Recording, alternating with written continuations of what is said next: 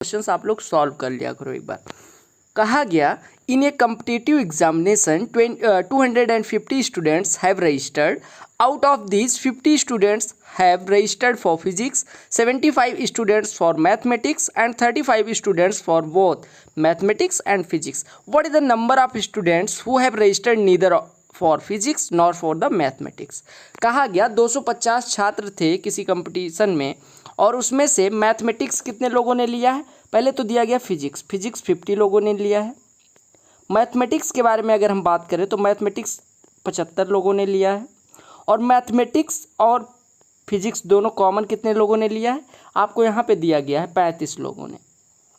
ठीक है, तो आप सबसे पहले निकालो कि कुल मिला के, देखो सबसे पहले आपको पता है कि फिजिक्स, केवल फिजिक्स 50 लोगों ने, मतलब फिजिक्स 50 लोगों ने, मैथमेटिक्स 75 लोगों ने, और ऐसे 35 लोग हैं जिन्होंने दोनों लिया है। तो आप कहेंगे ये 35 लोग इसमें भी आएंगे इसमें भी आएंगे। तो अगर हमें ये निकालना है कि कितने लोगों ने दोनों सब्जेक्ट में से या तो एक सब्जेक्ट लिया है या तो दोनों लिया है, तो आप कहेंगे कि P यूनियन M निकालिए। P यूनियन M कहेंगे, इसका मतलब या तो फिजिक्स लिया है या तो मैथमेटिक्स लिया है या तो दोनों लिया है। ये बराबर होता है P plus M minus P intersection M, यानी कि आपका हो गया P प्लस M, 50 प्लस 75 125, 125 में से 35 घटाएंगे तो आपका आ जाएगा 90। यानी 90 स्टूडेंट्स ऐसे हैं 250 में से जिन्होंने या तो फिजिक्स लिया है या तो मैथमेटिक्स लिया है या तो दोनों लिया है। तो पूछा गया कि कितने लोगों ने ना तो मैथमेटिक्स लिया है ना तो फिजिक्स लिया है। तो आप कहेंगे 250 में से 90 लोगों ने कोई ना कोई एक सब्जेक्ट लिया है, तो कितने लोगों ने नहीं लिया है, आप कहेंगे 250 माइनस 90, यानी कि आपका आंसर आ जाएगा 160। तो आपका आंसर क्या हो गया, डी ऑप्शन, यानी 160। ये प्रश्न आपके सीजीएल मेंस में पूछा गया, बड़ा ही सुंदर सा प्रश्न है। कहा गया if a square plus b square plus c square plus 96 is equal to 8 times of a plus b minus 2c, then what is the value of under root of a B minus B c plus सी।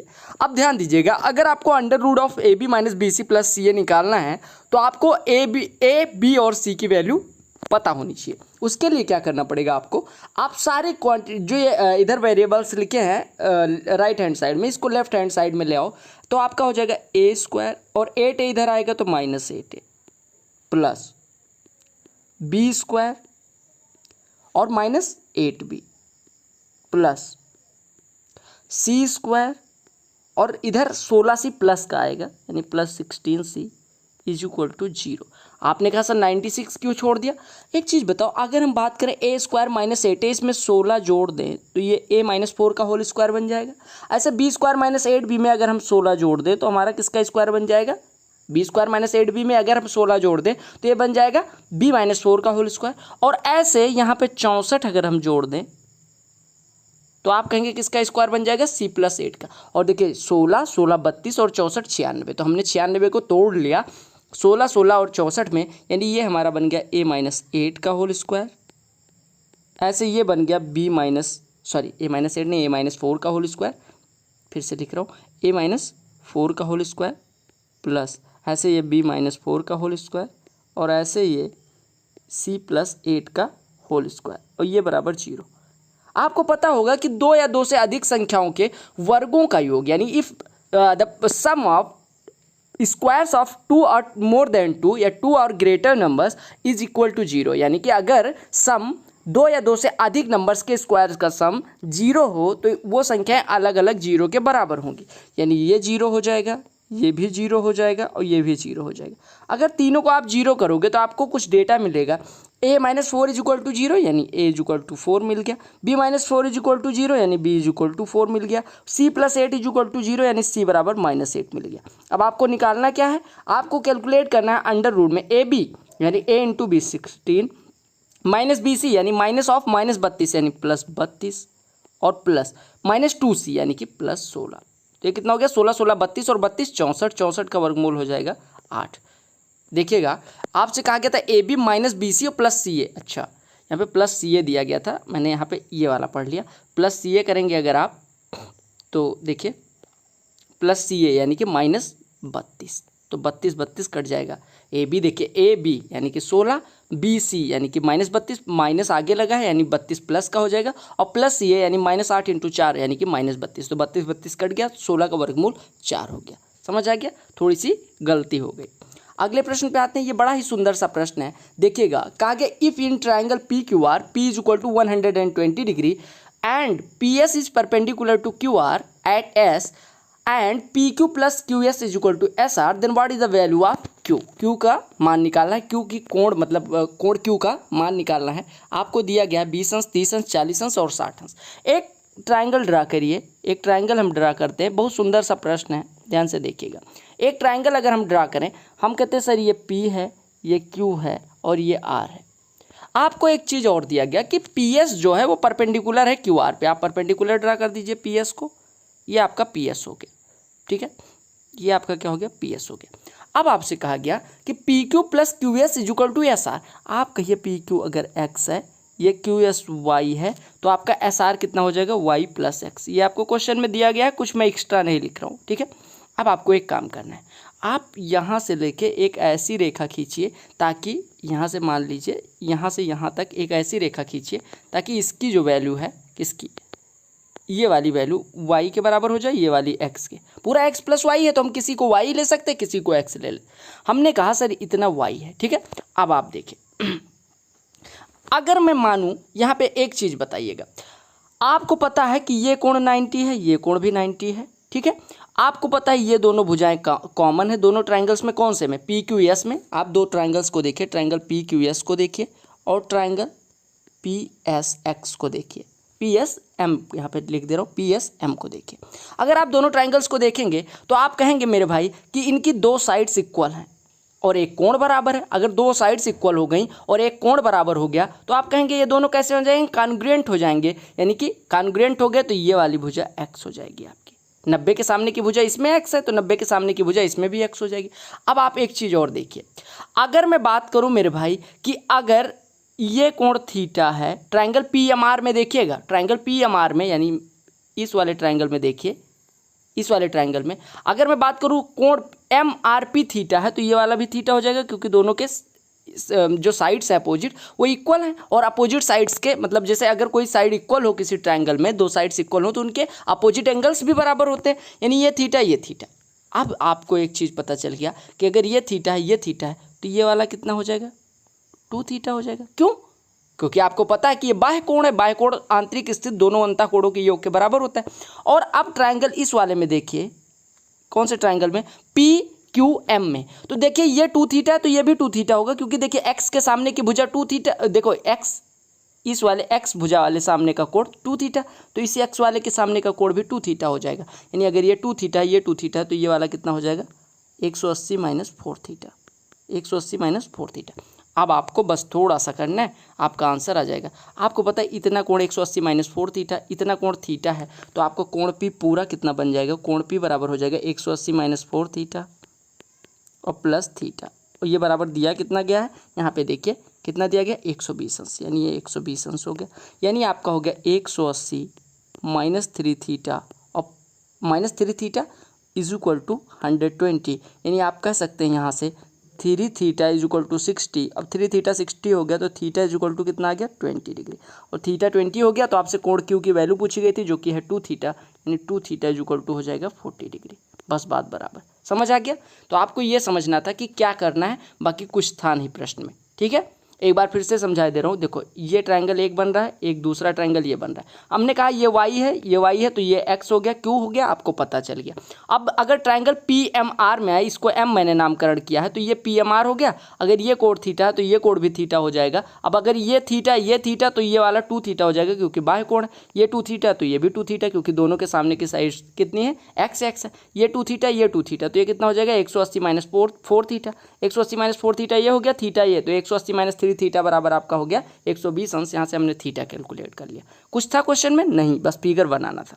प्रश्न देखिएगा, कहा गया the graph equation 3x plus Y minus 5 is equal to 0 and 2x minus Y minus 5 is equal to 0 intersect at point P, जिसका coordinate है a और b। What is the value of 3a plus b। ध्यान से देखिएगा, अगर मैं बात करूँ 3x minus Y 3x plus Y minus 5 और 2x माइनस वाई माइनस 5 ये दोनों इंटरसेक्ट कर रहे हैं, तो किस पॉइंट पे इंटरसेक्ट करेंगे अगर ये निकालना है तो दोनों को सॉल्व करके एक्स वाई की वैल्यू निकाल लीजिए। तो अगर हम दोनों को सॉल्व करने जाएं, दोनों को जोड़ दीजिए तो आपका वाई वाई कट जाएगा, यानी मिलेगा 5x माइनस 5 माइनस 5 यानी माइनस 10 इज इक्वल टू 0, या आप कह सकते हैं 5x is equal to 10। 5x is equal to 10 हो गया तो x बराबर 2 हो गया, x बराबर 2 हो गया। अब x बराबर 2 किसी एक में रख लो, अगर हम पहले वाले में रखते हैं तो ये हो गया 6 plus Y minus 5 is equal to 0, यानी आपका y इज इक्वल टू हो जाएगा माइनस 6 प्लस 5, ये तो हो जाएगा। अरे माइनस 6 प्लस 5 यानी y इज इक्वल टू हो गया कितना, -1। y इज इक्वल टू कितना हो गया, -1। अब जो ये आपका सॉल्व करने के बाद सोल्यूशन आएगा वही हो जाएगा पॉइंट ऑफ इंटरसेक्शन, यानी आपको दिया गया था p जिसका कोऑर्डिनेट दिया गया था ए बी, इसकी वैल्यू आगे x पहले लिखेंगे 2 और y लिखेंगे -1।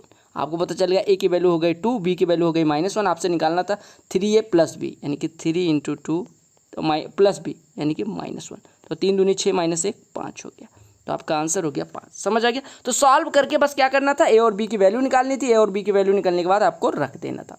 कहा गया what is the value of positive square root of 69 plus 28 root 5, इसका पॉजिटिव स्क्वायर रूट निकालना है। अब देखिए आपको दिया गया 69 प्लस 28 रूट 5, आपको पता है कि ये जो भी बनेगा वो रूट मतलब 2ab की वैल्यू बनेगी, यानी आपको पता है कि चूंकि स्क्वायर में तो रूट आएगा नहीं, स्क्वायर में तो रूट आएगा नहीं, मतलब आ सकता है लेकिन आप ज़्यादा केसेस में आप 4th रूट ऑफ 5 होता अगर तो इसका स्क्वायर रूट आता, लेकिन आपको पता है चूंकि पहले आपको दिया गया है रूट वाली संख्या दी नहीं गई है, तो दूसरी जो रूट वाली संख्या है उसको 2ab बनाइए, 2ab यानी 28 रूट 5 को 2 इंटू कुछ ऐसे लिखिए 2 इंटू 7 इंटू 2 रूट 5 लिख सकते हैं। अरे 2 इंटू 7 इंटू 2 रूट 5 लिखिए, 2 दूनी 4 7 28 रूट 5 हो गया। और 69 को लिख लीजिए 49 प्लस 20, यानी आपका पूरा बन गया 49 plus 20 plus 2 into 7 into 2 root 5। अब आप देखिए 49 को लिख सकते हैं 7 का स्क्वायर, प्लस 20 को लिख सकते हैं 2 रूट 5 का स्क्वायर, और प्लस 2 इंटू 7 इंटू 2 रूट 5। अब आपका लिखा a square plus b square plus 2ab जो कि होता है a प्लस b का होल स्क्वायर, यानी कि आप कहेंगे 7 प्लस 2 रूट 5 का होल स्क्वायर। और अगर ये इसका स्क्वायर है तो आप कहेंगे आपसे पूछा गया इसका रूट, यानी अगर इसका रूट पूछा गया तो इसका रूट हो जाएगा और पॉजिटिव वाला बताना है, यानी आपका हो जाएगा 7 प्लस 2 रूट 5। तो आपका आंसर कितना हो गया 7 प्लस 2 रूट 5। अगला प्रश्न देखिए सीडीएस में पूछा गया प्रश्न है, कहा गया 0 और 50 के बीच अभाज्य संख्याओं की संख्या m है, 50 से 100 के बीच अभाज्य संख्याओं की संख्या n है, तो m माइनस n की वैल्यू निकालनी। अब आप सबसे पहले इसमें कोई ट्रिक नहीं है, आपको 0 से 50 तक की अभाज्य संख्याएं लिखनी पड़ेंगी। तो सबसे पहले 0 से 50 लिखनी है तो 2 3 5 7 11 13 17 19 23 29 ठीक है 31 37 और आपका हो गया 41 43 47, इतनी हो गई 50 तक की, यानी आपका हो गया 1 2 3 4 5 6 कितना हो गया 6 7 8 9 10 11 12 13 14 15, यानी m की वैल्यू दी गई है 15। ठीक है, अब n के लिए कैलकुलेट करो। अगर n के लिए पूछा गया है तो वो 50 से 100 के बीच की अभाज्य संख्या है, आपकी सबसे छोटी अभाज्य संख्या 50 से 100 के बीच की 53 हो जाएगी, फिर आपका 55 होगा नहीं, 57 होगा नहीं, 59 61 63 होगा नहीं, 65 होगा नहीं, 67 69 होगा नहीं, 71 हो जाएगा, 73 हो जाएगा, 75 77 79 हो जाएगा, 81 83 हो जाएगा, 85 होगा नहीं, 87 हो जाएगा, 87 नहीं होगा, 89 हो जाएगा, 89 हो गया, और फिर 91 93 95 97 हो जाएगा। ठीक है, ये 97 हो गया और 99 होगा नहीं। तो ये आपकी हो जाएंगी 50 से 100 के बीच की अभाज्य संख्या। गिनिए कितनी है 1 2 3 4 5 6 7 8 9 10 10 हो गई, यानी कि n की वैल्यू दी गई है 10। अब आपके पास m है, आपके पास n है, m माइनस n निकालना है, यानी 15 माइनस 10 तो 5 हो जाएगा। आप कैलकुलेट कर लीजिएगा कि देखिए कहीं पे अभाज्य संख्या कोई छूट तो नहीं रही, तो आपका आंसर कितना हो जाएगा मेरे भाई 5। ठीक है, अगला प्रश्न टाइम एंड वर्क का है, सीपीओ एग्जाम में पूछा गया। कहा गया ए and be together can complete a work in 30 days, यानी ए और बी कोई कार्य 30 दिन में कर सकते हैं। आप लिख लीजिए ए और बी मिलकर 30 दिन में करते हैं। कहा गया they started together but after 6 days A left the work, यानी ए ने 6 दिन तक कार्य किया उसके बाद काम छोड़ देता है। यानी हम कहें अगर कि ए और बी ने एक साथ कार्य किया लेकिन 6 दिन बाद कौन छोड़ देता है, ए छोड़ देता है। अब कहा गया and work is completed by B after 36 more days, यानी कि आपसे कहा गया कि बी जो है अकेले शेष कार्य को 36 दिन में पूरा करता है। तो कहा गया A alone can complete the entire work in how many days. ध्यान से देखिएगा, आपसे कहा गया ए और बी के 30 दिन का कार्य था लेकिन ए और बी ने 6 दिन किया, यानी अब ए और बी के कितने दिन का कार्य बचा है, 24 दिन का। ए और बी के 24 दिन का कार्य बचा और ये बी अकेले 36 दिन में करता है। जो बचा कार्य था उसी को तो 36 दिन में करता है, यानी कि ये बराबर हो जाएगा 36 बी, क्योंकि 36 दिन में बी जो कार्य करता है वो 24 दिन में ए और बी कर सकते थे। तो 12 दूना 24, 12 तिया 36, यानी आप कह सकते हैं बी बराबर हो जाएगा 2a, बी बराबर 2a। समझ आ गया, यानी कि आप कहेंगे बी बराबर 2a। अब यहाँ पर रख दीजिए बी बराबर 2a, यहाँ पर रख दीजिए, यानी आप कहेंगे a प्लस बी की जगह पे 2a, यानी 2a 30 दिन में करते हैं, यानी 3a मिलके 30 दिन में करते हैं। तो a अकेले कितने दिन में करेगा, 30 तिया 90 दिन में। तो आपका आंसर क्या हो गया, 90 दिन। समझ आ गया। अगले प्रश्न पे आते हैं। अगला प्रश्न भी आपका CDS का है। कहा गया यदि x कोई धन पूर्णांक है, यानी कि if x is any natural number, positive natural number या पॉजिटिव नेचुरल नंबर आप कह दिए, नेचुरल नंबर वैसे पॉजिटिव ही होगा। तो कहा गया निम्नलिखित में से कौन सा एक 3 power x plus 3 power x plus 1 plus 3 power x plus 2 से का लार्जेस्ट डिवाइजर होगा। अब देखिएगा, अगर आपको लार्जेस्ट डिवाइजर निकालना है तो आपको क्या करना पड़ेगा, 3 के पावर x कॉमन ले लीजिए। तो 3 के पावर x अगर कॉमन लेंगे तो पहले वाले टर्म में 1 बचेगा, दूसरे वाले टर्म में 3 के पावर 1 बचेगा और तीसरे वाले टर्म में 3 के पावर 2 बचेगा। यानी आपका हो गया 3 to the power x bracket में 1 प्लस 3 पावर 1 3 प्लस 3 पावर 2 9। तो 9 3 12 1 13, यानी 13 इंटू 3 के पावर x। और कहा गया x एनी नेचुरल नंबर है, यानी x कोई भी धनात्मक संख्या है जो कि प्राकृतिक संख्या है। तो x की सबसे छोटी वैल्यू आप लीजिए, x बराबर 1 ले लीजिए। x बराबर 1 लेंगे तो ये हो जाएगा 13 इंटू 3, तो 13 तिया 39, यानी ये 39 से हमेशा कटेगा। अब आप कहेंगे सर 117 से भी कटता है, x बराबर 2 लेने पे, x बराबर 2 लेने पे किससे कट रहा है, 117 से भी कट रहा है। लेकिन अगर मैं कह दूं सर x की वैल्यू 1 ही थी तो क्या ये 117 से कटेगा, नहीं। तो आपको बताना है हर केस में जिस संख्या से कट जाए, यानी आप x बराबर सबसे छोटी वैल्यू यहाँ पे x की लेंगे। नेचुरल नंबर लेनी है, होल नंबर लेनी होती तो 0 ले लेते, यानी 3 पावर 0 हो जाता, यानी कि 13 से तब कटता। लेकिन यहाँ पे नेचुरल नंबर लेनी है, सबसे छोटी लीजिए, तो x बराबर 1 रखेंगे, यानी 39 से हमारी ये संख्या ऑलवेज कटेगी। x की कोई भी नेचुरल नंबर वाली वैल्यू रख दो। अगला प्रश्न देखिए, ये भी CDS का है। कहा गया 2 अंकों की एक संख्या, यानी ये 2 digit number is 9 more than 4 times of the number obtained by interchanging its digits. If the product of digits in the 2 digit number is 8, then what is the number? कहा गया, अब देखो इसको करने के कई तरीके हैं, लेकिन मैं आपको सबसे पहले बेसिक और फिर उसके बाद ऑप्शन से करवाता हूँ। तो पहले ऑप्शन से कर लेते हैं। अगर ऑप्शन से करना है, कहा गया 1 2 अंकों की संख्या जो है वो 9 गुना है अपने अंकों को पलटने के, सॉरी 1 2 अंकों की संख्या जो है वो 9 ज़्यादा है 4 गुने से। अगर उसके अंकों को पलट दिया जाए तो जो संख्या प्राप्त होती है उसके 4 गुने से 9 ज़्यादा है।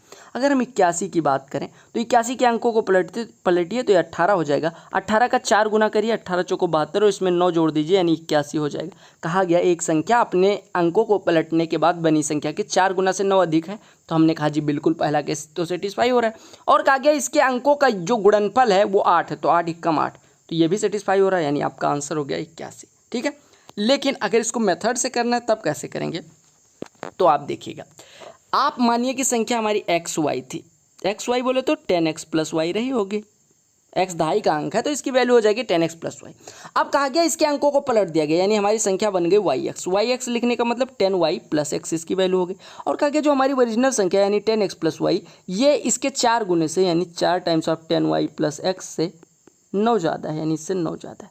अब इसको सॉल्व करिए तो यानी कि आपका हो जाएगा 10x plus Y is equal to 40y plus 4x और प्लस 9, यानी आपका हो गया 6x minus 39y is equal to ये कितना है 9 है प्लस 9, यानी आप कह सकते हैं 2x minus 13y is equal to 3, 2x minus 13y is equal to 3।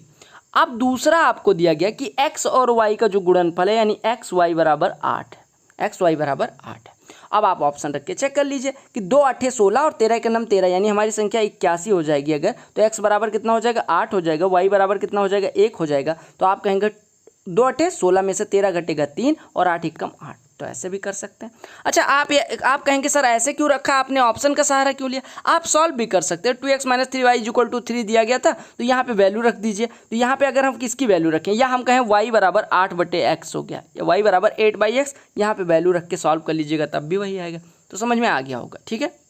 ये प्रश्न देखिएगा, कहा गया ये boat travels 60 kilometre down stream and 20 kilometre up stream in 4 hours. अच्छा, आपसे कहा गया कि बोट जो है वो 60 किलोमीटर डाउन स्ट्रीम जाती है और 20 किलोमीटर अप स्ट्रीम आती है, तो कुल समय कितना लगता है? 4 घंटे का।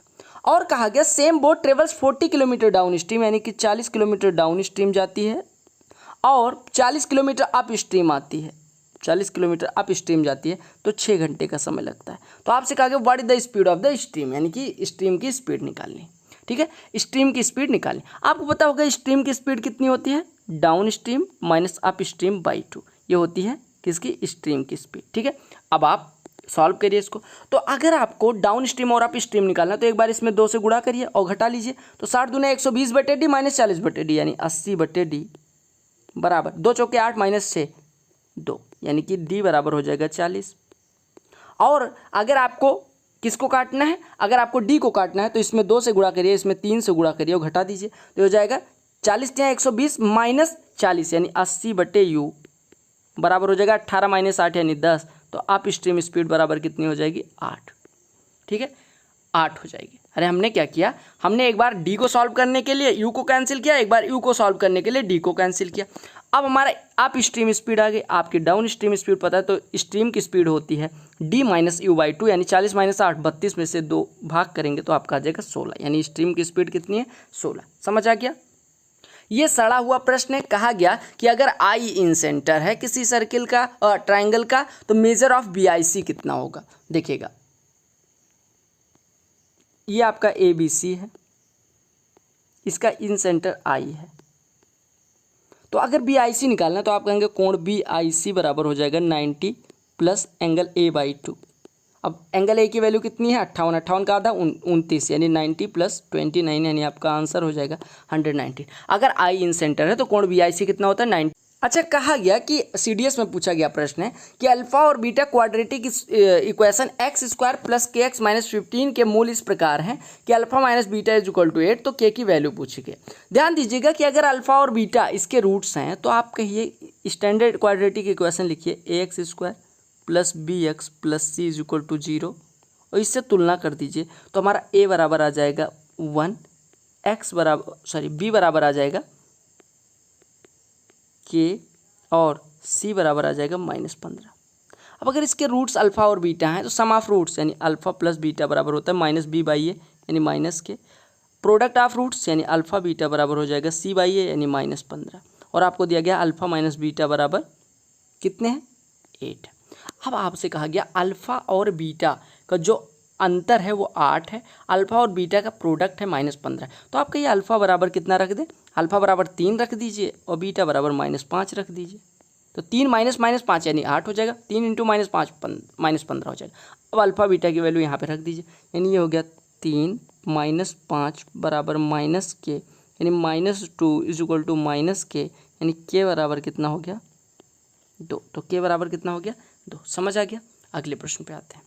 कहा गया what are the values of p and q respectively if x - 1 and x + 2 divide the polynomial x³ + 4x² + px + q। अच्छे क्वेश्चन हैं, ये आपके मेंस में भी पूछे जा सकते हैं और प्री में भी। अच्छा, एक चीज़ आप जानिएगा कि अगर ये और ये इसके फैक्टर हैं तो इनकी वैल्यू इसको सेटिस्फाई करेगी, यानी x - 1 बराबर 0 यानी x बराबर 1 और x + 2 बराबर 0 यानी x बराबर -2, दोनों रखने पे ये 0 के बराबर हो जाएगा। तो x बराबर 1 रखिए, यानी हो जाएगा 1 + 4 + p + q = 0, यानी आप कह सकते हैं p + q = -5 हो जाएगा। अच्छा, और आपको दिया गया है कि x बराबर -2, x बराबर -2 रखिए, x बराबर -2। अच्छा, इतने पे भी सॉल्व कर सकते हैं। आपके पास आ गया p + q बराबर -2, तो आपसे पूछा क्या गया था कि p और q के मान क्या है। अब आपको ऑप्शन दिए गए, आप देख लीजिए किसमें p + q बराबर -5 है। तो अगर देखो 2 6 करेंगे 8 आएगा, 1 6 करेंगे 7 आएगा, 2 - 6 करेंगे -4 आएगा, लेकिन 1 और -6 करेंगे तो -5 आ जाएगा। तो आपका करेक्ट ऑप्शन कौन सा हो गया, फर्स्ट वाला। या आप दूसरा वाला भी रख सकते थे, x बराबर -2 रखते तो ये हो जाता -8 + 16 -2p + q = 0, यानी आपका हो जाता 2p - q = कितना हो जाता 8, 2p - q = 8। तो यहाँ पे वैल्यू रख के चेक कर सकते थे, इन दोनों इक्वेशंस को सॉल्व कर लेते, दोनों को जोड़ते तो आपका आ जाता 3p = 3, यानी आपका p = 1 और p बराबर 1 रखते तो q बराबर -6 आ जाता है, ऐसे भी कर सकते थे। ठीक है, सीपीओ का प्रश्न है, देख लीजिए इसका लेवल का। आगे what is the curved surface area of a cylinder having radius of base इतना एंड हाइट इतना। अच्छा, आपसे कर्व्ड सरफेस एरिया पूछा गया, तो अगर सिलेंडर के लिए यानी कि बेलन के लिए कर्व्ड सरफेस एरिया की बात करें तो कितना होता है 2 × πRh। यहाँ पे सब कुछ पता है तो ये हो जाएगा 2 × पाई की value 22/7 into radius 14 into height 10, तो ये हो जाएगा 7 दूनी 14, 2 दूनी 4 दाम में 40 और गुणे 22 यानी 880। आपका आंसर कितना हो जाएगा 880। ये प्रश्न देखिएगा, कहा गया in a quadrilateral ABCD the bisectors of A and B meet at O and angle AOB = 64 degree, then what is the value of C + D। ध्यान से देखिएगा, अगर मैं बात करूं सर ABCD एक क्या है, क्वाड्रिलेटरल है, ये आपका क्वाड्रिलेटरल है। अब आपसे कहा गया A और B के जो बाइसेक्टर हैं वो O पे मिलते हैं, ये O पे मिलते हैं। ठीक है, आपको दिया गया AOB बराबर 64 अंश, 64 अंश। कलर चेंज करके लिखो नहीं तो आपको दिखेगा नहीं। ये आपको दिया गया 64 डिग्री। आपको पता है अगर ये A है, ये B है, ये C है, ये D है, तो आपको पता है अगर ये कोण 64 हो गया तो इसका और इसका सम कितना हो जाएगा 116 अंश हो जाएगा। यानी आप कह सकते हैं A/2 + B/2 बराबर कितना है 116, क्योंकि आपको पता है ये दोनों कोण समद्विभाजक है। यानी आप कहेंगे A + B बराबर कितना हो जाएगा 232। और किसी भी क्वाड्रिलेटरल के लिए चारों कोणों का योग 360 अंश होता है, तो आप कहेंगे A + B अगर 232 है तो C + D कितना हो जाएगा 360 - A + B यानी 360 - 232 यानी आपका हो जाएगा 128 अंश। कितना हो जाएगा 128 अंश। C + D की वैल्यू कितनी हो जाएगी 128 अंश। समझ आ गया। अगला प्रश्न भी आपका CGL मेन से है। कहा गया ट्रायंगल ABC में D और E दो बिंदु AB और BC पे इस प्रकार हैं कि DE पैरेलल है AC के। आप पहले फिगर ड्रा करिए, ये आपका एक ट्रायंगल बनेगा और ये आप AC ले लीजिए, ये आपका हो गया DE और ये बिंदु हो जाएगा आपका B। ठीक है, आपको दिया गया AD अनुपात DB, यानी ये 5 है तो ये 3 है। ठीक है, अब आपको पता है कि दोनों ट्रायंगल्स कैसे हो जाएंगे, सिमिलर ट्रायंगल्स हो जाएंगे, क्योंकि ये कोण बराबर हो जाएगा। ये ऐसा हुआ क्यों, क्योंकि DE पैरेलल है AC के।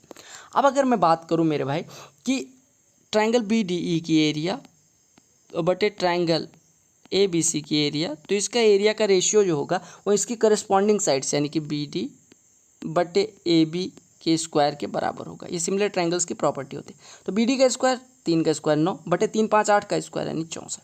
यानी कि इस वाले ट्रायंगल की एरिया अगर 9 है तो बड़े वाले ट्रायंगल की एरिया कितनी है 64। आपको पता है कि पूरा ट्रायंगल की एरिया 64 है, इतने की एरिया 9 है, तो नीचे वाले ट्रेपेजियम की एरिया कितनी हो जाएगी 64 - 9 यानी 55। तो आपसे अनुपात किसका पूछा गया था BDE और ACED का, तो आपका आ गया 9:55। समझ आ गया। ये प्रश्न देखिए सिंपल सा प्रश्न है, बस थोड़ा सा आपको भाषा बड़ी दिख रही होगी। कहा गया if A work alone he would take 4 days more to complete the job then if both A and B work together. If B worked alone, he would take 16 days more to complete the job than A and B together. How many days would they take to complete the work if both of them work together? कहा गया A अगर कार्य करता है तो A और B एक साथ कार्य करते हैं तो जितना दिन लेते हैं उससे 4 दिन अधिक लेता है। अगर B अकेले कार्य करता है तो वो A और B द्वारा लिए गए समय से 16 दिन ज़्यादा लेता है। आपसे कहा गया दोनों अगर एक साथ कार्य करें तो कितना दिन लगेगा। आप ध्यान से देखिए, कहा गया A और B मिलके मान लो x दिन लेते हैं, तो आपका A दिया गया है x से कितना दिन ज़्यादा लेता है 4 दिन ज़्यादा लेता है, यानी ये x + 4 लेता है। और B कितना लेता है x से 16 दिन ज़्यादा, यानी A और B द्वारा लिए गए समय से 16 दिन ज़्यादा। अब आपको एक फार्मूला बेसिक सा पता होगा कि अगर A और B x दिन लेते हैं, A इससे A दिन ज़्यादा लेता है, B इससे B दिन ज़्यादा लेता है, तो x की वैल्यू जो होती है वो √में AB के बराबर होती है। यानी A की वैल्यू यहाँ पे कितनी है 4, B की वैल्यू है 16, तो ये हो जाएगा 4 16 का गुणनफल यानी 64 एक मिनट ये 64 हो जाएगा और 64 का वर्गमूल हो जाएगा 8। यानी कितना दिन लेते हैं दोनों मिलके एक साथ कार्य को करने में 64 का वर्ग। CDS का प्रश्न बहुत ही साधारण सा प्रश्न है। कहा गया किसी वस्तु X के मूल्य में प्रत्येक वर्ष 20% की वृद्धि होती है और वस्तु Y के मूल्य में प्रतिवर्ष 10 प्रतिशत की वृद्धि होती है। वर्ष 2010 में वस्तु x का मूल्य 5000 था और y का मूल्य 2000 था। किस वर्ष में पहली बार उनके मूल्यों का अंतर 5000 से अधिक होगा? ध्यान से देखिएगा, हमसे कहा गया 2010 में किसके x की बात की गई, y की बात की। x का मूल्य कितना है मेरे भाई? x का मूल्य है 5000 और y का मूल्य है 2000। अच्छा, आपको पता है 2011 में x कितना परसेंट बढ़ेगा? 20% बढ़ेगा, यानी ये हो जाएगा 6000। और y कितना बढ़ेगा? 10% बढ़ेगा, यानी कि ये हो जाएगा 2200। ठीक है, आपसे कहा गया 2012 में अगर बात करें तो x का मान कितना बढ़ेगा? 20%, यानी ये हो जाएगा 7200। और y की वैल्यू कितनी बढ़ेगी? 10, यानी कि ये बढ़ेगा 2420 हो जाएगा। अच्छा, अब आपसे अगर मैं 2013 में बात करूँ तो 2013 में इसकी वैल्यू हो जाएगी 7200 का 1440 और बढ़ जाएगा, यानी आपका हो जाएगा 8640, ये हो जाएगा। और y की वैल्यू कितनी बढ़ेगी? 10%, यानी 242 बढ़ के ये आपका हो जाएगा 2600। 242 बढ़ेगी तो कितना हो जाएगा? ये हो जाएगा 2662। अच्छा, अब 2014 में बात करें तो 2014 में ये कितना बढ़ेगा? अरे 2014 में ये बढ़ेगा आपका 1728 बढ़ेगा। 2 चौको 8, 2 चौको, हाँ 1728 बढ़ेगा, यानी 1728 बढ़ के 2014 में x का मूल्य कितना हो जाएगा? ये आपका हो जाएगा 68 और 86 17 1 10,003। और y की वैल्यू कितनी हो जाएगी? 266.2 बढ़ेगा, यानी आपका ये थोड़ा सा कितना हो जाएगा? 266.2, यानी कि आपका 2900 के आसपास हो जाएगा। ठीक है, अब आप ध्यान से देखिए, आपसे पूछा गया था किस वर्ष में पहली बार ये 5000 से ज़्यादा इनके बीच का अंतर होगा। अगर 2010 में बात करें तो इनके बीच का अंतर 3000, फिर बढ़ा 3800 हो गया, फिर बढ़ा तो ये 7200 में से 2400 घटाएंगे तो आपका हो जाएगा लगभग 4800, मतलब 4780। और यहाँ पे 2013 में अगर हम बात करें तो 8601 का मूल्य है और 2601 का मूल्य, तो लगभग 6000 अंतर हो गया।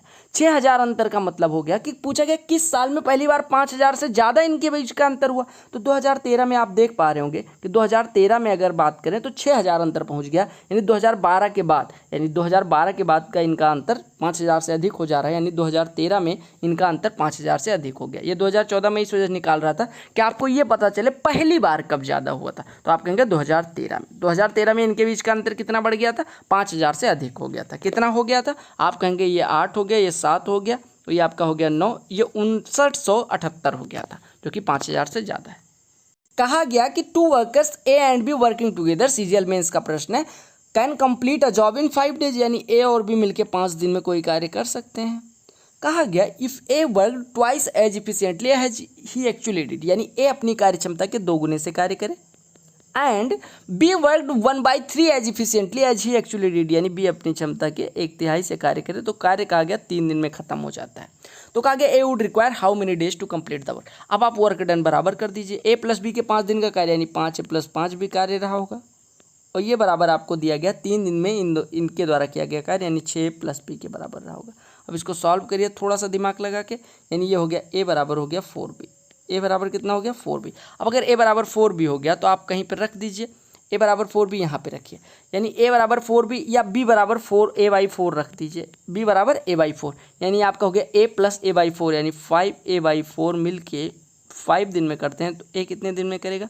5 × 5/4 डेज में, यानी 25/4 दिन में, यानी 6 सही 1/4 दिन में। अरे आपको पता है 5a/4 मिलके 5 दिन में करते हैं, जैसे आपको पता होगा 2a मिलके 5 दिन में करते हैं, तो a अकेला कितने दिन में करता है? 5 दूनी 10 दिन में। उसी प्रकार 5/4 a अगर 5 दिन में करते हैं तो आप कहेंगे, ऐसा मत करिएगा 5 5 काट के a बराबर 4 दिन कर दीजिए। ठीक है, अगले प्रश्न पे आते हैं। अगला प्रश्न देखिए, बहुत ही सुंदर सा प्रश्न है। कहा गया the ratio of speeds of x and y is 5:6। इफ y allows x a start of 70 metre in a 1.2 kilometre race, then who will win the race and by what distance.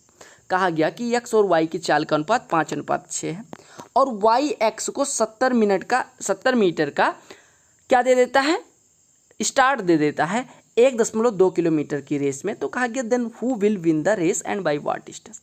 Start देने का मतलब होता है कि 70 metre x को पहले से छूट मिल जाती है, यानी वो 70 मीटर आगे खड़ा होता है, यानी x और y की अगर हम बात करें तो x जो है 70 मीटर की छूट पा जाता है 1200 मीटर में, यानी ये 1130 इसको दौड़ना है, और y को दौड़ना है कितना? y को दौड़ना है 1200 मीटर। अब आपसे कहा गया x की चाल कितनी है? x की चाल है 5y, और एक्स की चाल है 5y और y की चाल है 6y। अब आप ध्यान से देखिएगा, अगर मैं बात करूं x 1130 को दौड़ने में कितना समय लगेगा, आप कहेंगे 1130/5y। y कितना समय लगेगा 1200/6y, यानी इसको लगता है 5 दूनी 10 226/y समय, और इसको लगता है 200/y समय। किसको? y को। अब आप ध्यान से देखिएगा, अगर मैं बात करूं कि दो लोग रेस दौड़ते हैं यानी रेस में भाग लेते हैं और पहला व्यक्ति 200/y समय में पहुंच जाता है, तो वो कितने मीटर से दूसरे को हराएगा? तो आप कहेंगे जितने, देखो पहले ये निकालो कि 200/y समय में x कितनी दूर चल चुका था, यानी x की चाल है 5y और 200/y में कितना चला होगा? आप कहेंगे 5y के स्पीड से 200/y समय में कितना चला होगा? y कट गया, यानी 1000 मीटर चला होगा। कितना मीटर? 1000 मीटर।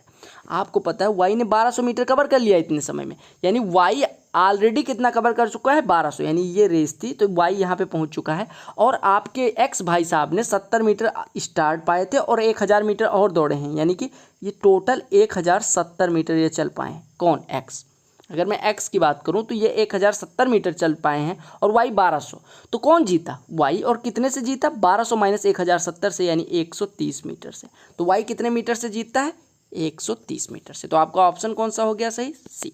तो आपको एक चीज़ याद रखना है कि अगर दो लोग रेस दौड़ते हैं और एक पहले कंप्लीट कर लेता है, तो पहले कंप्लीट जो करता है उसने जितना समय लिया उतने समय में दूसरा वाला जितना दूरी दौड़ेगा उसको कंप्लीट लंबाई में से घटा दीजिएगा, तो आपका आ जाएगा कि कितने मीटर से पहला वाला जीतता है। समझ आ गया? ट्रिगो के क्वेश्चन दूसरे सेट में नहीं थे, तो आज मैंने तीसरे सेट में खूब दबा के क्वेश्चन इसके लिए हैं। कहा कि cosec 65 plus X minus sec 25 minus X और प्लस tan स्क्वायर 20 माइनस इतना, इसकी वैल्यू क्या होगी? अच्छा, आपको एक चीज़ मैं बता दूं कि कॉसेक 90 माइनस थीटा बराबर होता है सेक थीटा, होता है। अच्छा, इसका मतलब कॉसेक और सेक का मान बराबर होता है अगर इनके कोणों का योग 90 अंश हो। देखिए 90 माइनस थीटा और थीटा का सम 90 डिग्री, तो इनका मान बराबर होगा। ऐसे यहाँ पे देखिए 65 प्लस एक्स और 25 माइनस एक्स, दोनों का योग 90, यानी दोनों की वैल्यू बराबर हो जाएगी। अरे 65 प्लस एक्स और plus 25 minus x, x x cut गया, यानी 65 25 90, तो यानी इन दोनों की वैल्यू बराबर, यानी ये दोनों कट के 0 हो जाएंगे।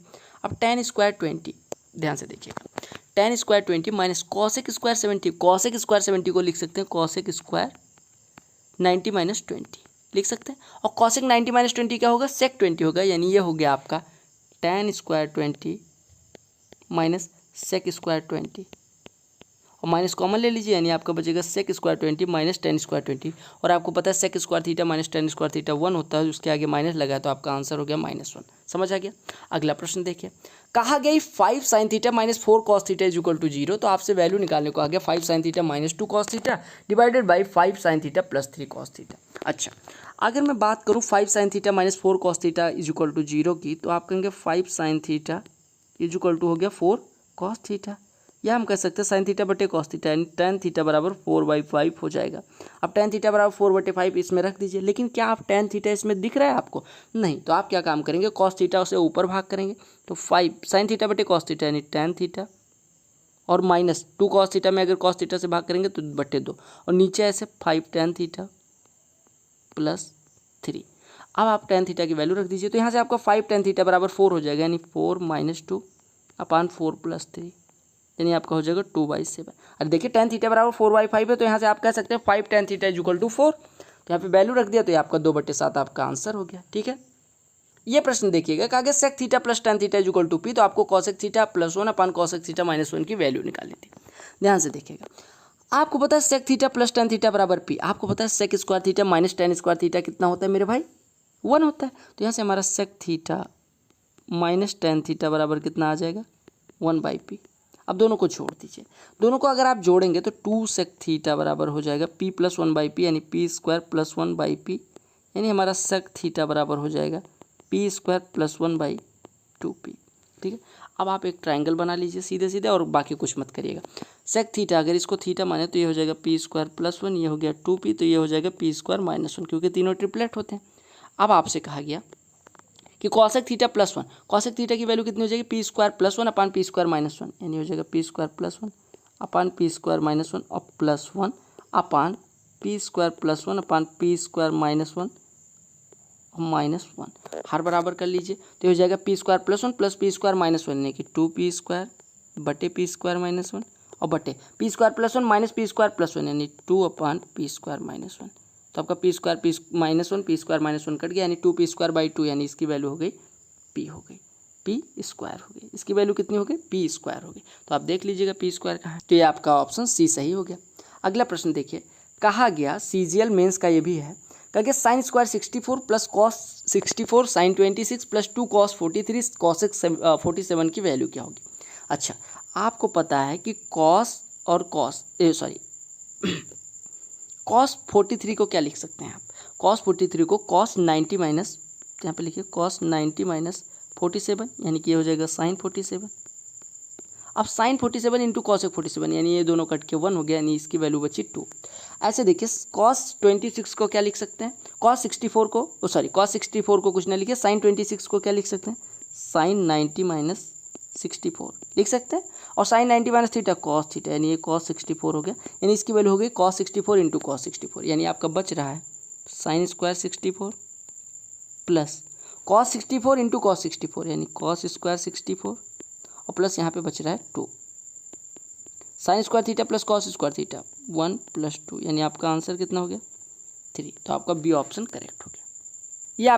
यहाँ पे प्रश्न में थोड़ा सा संशोधन कर लीजिएगा, शायद इसमें गलत दिया गया था, ये 4/√3 था। ठीक है, कहा गया कि if sine theta upon 1 + cos theta plus 1 + cos theta upon sine theta is equal to 4/√3 then what is the value of tan theta plus sec theta power -1। अच्छा, tan theta plus sec theta power -1 को हम लिख सकते हैं 1/sec theta plus tan theta लिख सकते हैं।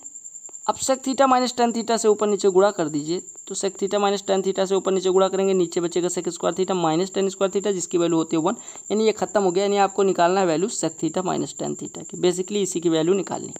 अब आपको ध्यान से देखना होगा, आपको दिया गया sine theta upon 1 + cos theta, तो 1 - कॉस थीटा से ऊपर नीचे गुणा कर दीजिए यानी ये हो गया sine theta into 1 - cos theta और ये नीचे बचेगा 1 + cos theta into 1 - cos theta यानी 1 - कॉस स्क्वायर थीटा और ऐसे बचेगा 1 + cos theta upon sine theta